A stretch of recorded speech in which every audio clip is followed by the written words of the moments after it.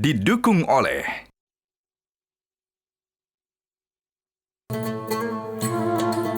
Assalamualaikum warahmatullahi wabarakatuh. Pemirsa, Anda menyaksikan Perjalanan Suci, program khusus yang akan menyajikan informasi terkait perjalanan dan ibadah haji langsung dari Tanah Suci.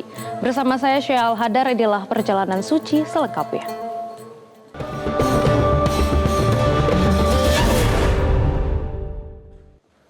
Jelang puncak ibadah haji di Arafah, jemaah haji multazam utama akan mendapatkan pembekalan khusus sebagai persiapan menghadapi rangkaian ibadah di Arafah, Musdalifah, dan Mina.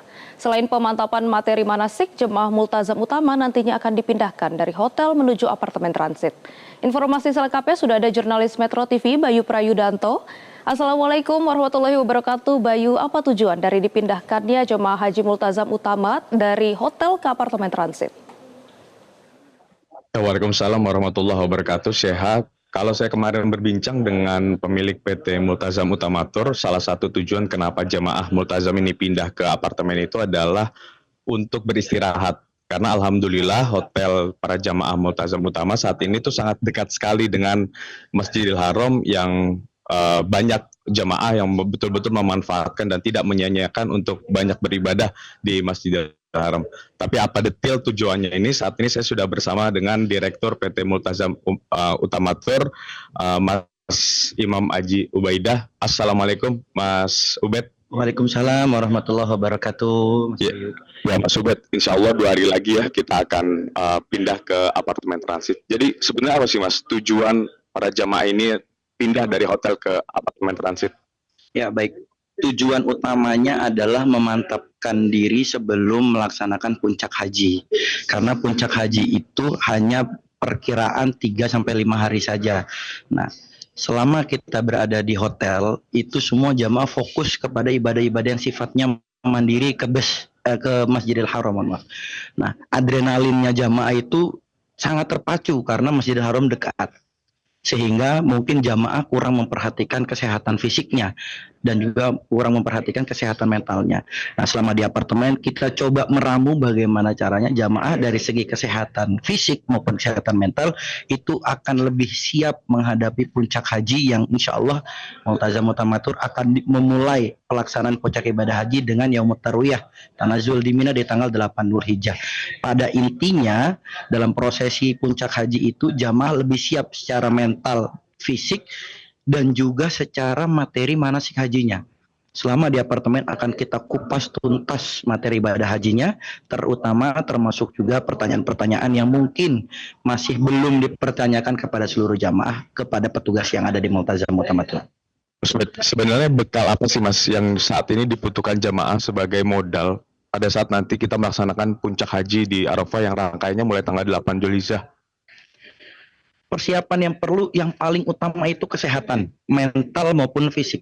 Karena apa? Ketika kita sampai di Mina maupun di Arafah, di Yaum Arafah nanti, jangan sampai kesehatan kita yang fisik kita kurang baik sehingga kita tidak bisa memaksimalkan waktu yang sangat berharga tersebut. Kemudian mental kita juga perlu kita jaga. Jangan sampai mungkin sampai di Arafah kita kehilangan akal sehingga kita bingung mau ngapain di Arafah ini, yang padahal di Arafah itu tidak ada kegiatan selain ibadah kepada Allah yang sifatnya mandiri, berdoa, minta ampun, minta pertolongan dan lain sebagainya, hanya itu saja. Nah, secara mental nggak siap, wah kita di Arafah hanya diam-diam saja, merasa mungkin di Arafah saya ngapain sih, cuma diam-diam begini aja, di Jakarta pun saya bisa, di rumah pun saya bisa. Nah, kesiapan mental itu yang sangat perlu kita siapkan oleh satu-satunya jamaah, seluruh jamaah. Semoga apartemen transit menjadi tempat buat kita jadi banyak bekal ataupun modal ya sebelum kita melaksanakan puncak haji ya, Mas Ubed. Amin. Siap, terima kasih Mas Ubed. Ya, saya mohon doanya mudah-mudahan jamaah haji multazam utama bisa mendapatkan banyak ilmu dan bekal sebelum kita nanti melaksanakan puncak haji yang dimulai rangkaiannya pada tanggal 8 Dzulhijjah. Saya Ya, Bayu, lantas bagaimana dengan suhu saat ini di Mekah, Arab Saudi? Iya, saya Terkait dengan suhu, yang jelas saya tidak pernah merasakan panas di Indonesia dengan panas itu mencapai 47 sampai 48 derajat Celcius ya. Tadi ada notifikasi dari Nusuk ya, aplikasi untuk jemaah haji yang memberitahukan bahwa pusat informasi meteorologinya Arab Saudi itu menyebutkan bahwa suhu di kota Mekah itu mencapai 47 sampai 40 derajat Celcius. Bisa dibayangkan bagaimana panasnya ya. Kalau dilihat dari gambar yang sedang disampaikan saat ini ya, itu gambar saya tadi waktu saya sebelum melaksanakan ibadah sholat zuhur. Jadi betapa panasnya gitu. Tapi di balik itu semua banyak jemaah haji yang alhamdulillah, yang masya Allah, yang bikin saya takjub itu adalah mereka masih banyak yang bersemangat untuk datang ke Masjidil Haram. Padahal kalau kita tahu waktu zuhur itu adalah waktu di mana matahari berada di atas kepala kita, tapi banyak jemaah yang bersemangat untuk datang melaksanakan ibadah di Masjidil Haram. Ini juga sepertinya tidak lepas dengan keutamaan beribadah di Masjidil Haram, di mana ketika kita melaksanakan ibadah di Masjidil Haram, maka amalannya atau pahalanya akan dilipat gandakan sebanyak 100.000 kali lipat. Syekh. Ya, baik. Terima kasih Bayu atas laporan Anda. Selamat kembali beribadah. Pemirsa, jelang puncak ibadah haji di Arafah, Musdalifah, dan Mina atau Armuzna, Kementerian Haji dan Umroh menyiapkan layanan makanan siap santap bagi jemaah haji Indonesia. Langkah ini dilakukan untuk memastikan kebutuhan konsumsi jemaah tetap terpenuhi di tengah padatnya mobilitas selama fase puncak haji. Pada puncak haji, pemerintah menyiapkan skema makanan ready to eat atau makanan siap santap yang dirancang untuk memudahkan distribusi dan konsumsi di tengah tingginya mobilitas jemaah.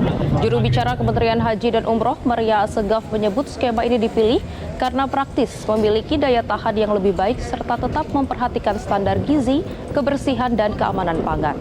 Makanan yang disediakan juga mengusung cita rasa Nusantara agar lebih sesuai dengan selera jemaah Indonesia. Selama fase Armuzna, jemaah haji Indonesia akan menerima total 15 porsi makanan dengan tambahan 6 porsi pada masa pra dan pasca Armuzna. Kemudian jemaah akan masuk lagi terowongan pertama, terowongan kedua. Jadi kita memilih skema catering ready to eat atau makanan siap santap sebagai solusi layanan konsumsi saat jelang, selama, hingga pasca puncak haji.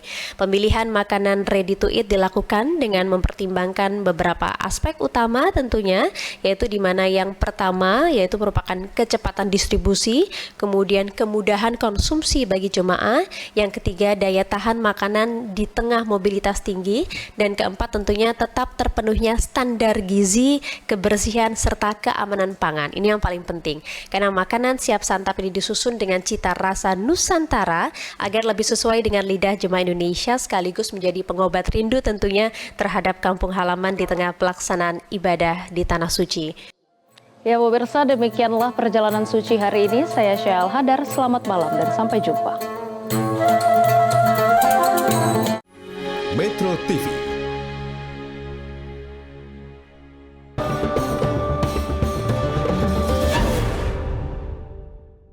Didukung oleh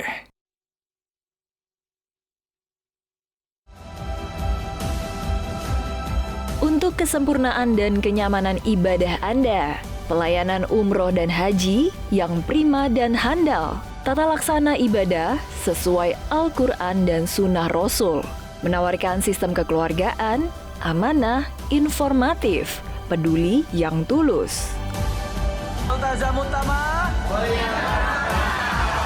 Multazam Utamatur. Jelajahi cara baru mendapatkan informasi. Download Metro TV Extend sekarang.